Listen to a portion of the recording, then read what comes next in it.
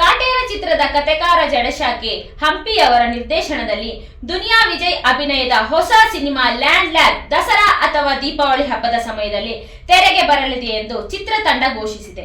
ಈ ಚಿತ್ರವನ್ನು ಹೇಮಂತ್ ಗೌಡ ಕೆಎಸ್ ಮತ್ತು ಕೆವಿ ಸತ್ಯಪ್ರಕಾಶ್ ಅವರು ಸಾರಥಿ ಫಿಲ್ಮ್ಸ್ ಬ್ಯಾನರ್ ಅಡಿಯಲ್ಲಿ ನಿರ್ಮಾಣ ಮಾಡುತ್ತಿದ್ದಾರೆ.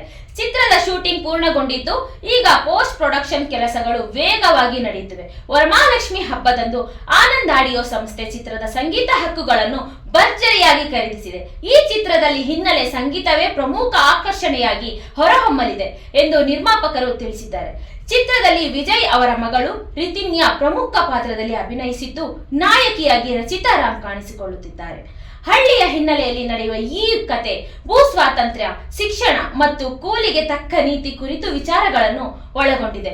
ನಾಯಕನ ಆತ್ಮವಿಶ್ವಾಸದ ಯೋಜನೆ ಕ್ರಾಂತಿಯಾಗಿ ಹೇಗೆ ಬೆಳೆಯುತ್ತದೆ ಎಂಬುದೇ ಕಥೆಯ ತಿರುವು ಎಂದು ಚಿತ್ರತಂಡ ವಿವರಿಸಿದೆ.